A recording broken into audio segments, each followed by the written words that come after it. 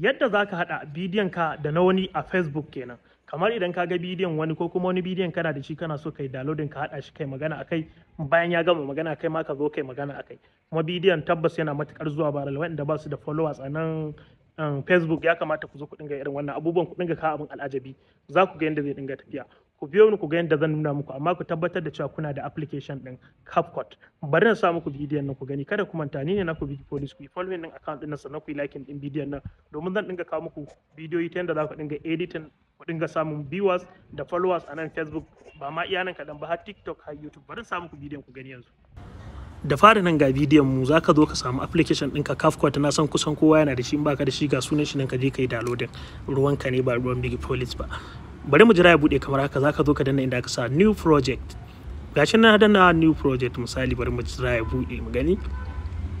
Bayan ka danna new project, daman ka yi bidiyon ka guda biyu, ɗaya mai magana ɗaya mara magana, sai ka zaɓi wanda ba kai magana ba, sai ka ɗauki na biyun kuma wanda kai magana kenan mai 12 second ɗin nan. Bayan ka danna inda aka saka adin ɗin nan, to wajen za ka danna, bari mu danna wajen da aka sa adin misali. Bayan ka danna yawa na farkon nan, ana yana da kyau ka zo ka cire sound ɗin na farkon nan, sai na manta duka na cire sound ɗin guda biyu, amma zan nuna muku yadda za ku gyara. Ga yadda aka sa mute wajen alamun speaker nan na farko, to wajen za ku danna gashi na mute clip audio, to kun ga na cire sound din sa gaba daya. To za ku yi kasa nan ku duba inda aka rubuta overlay, zan nuna muku ta yadda za ku mai da wancan sound din na ƙarshe inda aka sa overlay. Bari mu yi kasa mu duba inda aka sa ga overlay nan, kun ga na danna wajen ga nan kusa da text, bari mu danna overlay.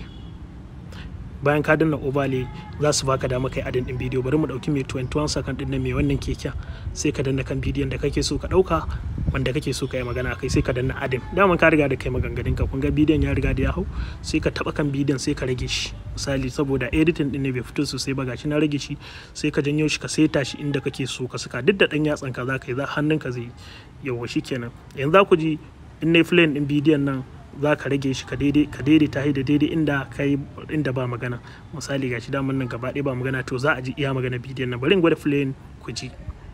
Ne play sakamakon skill recording nake ba za ku ji na ba, ne ƙarar na wannan magana ta fito, ɗayan magana ta fita, namun ta fita. Bari mu mai da sound ɗin, kun ga inda aka sa bolin ɗin nan, to wajen za ka danna wajen bolin, wajen bolin din nan. Bari mu nemo wajen bolin, ina so nan mai da sound din ban sani ga wajen bolin, zaka danna wajen bolin, sai ka janyo sound din ka kure shi gaba ɗaya ka sa shi daidai. Kun ga yanda ake hada bidiyon kenan ko wancan kun kula na cika sound din shikenan, bidiyo ya riga da ya kammala.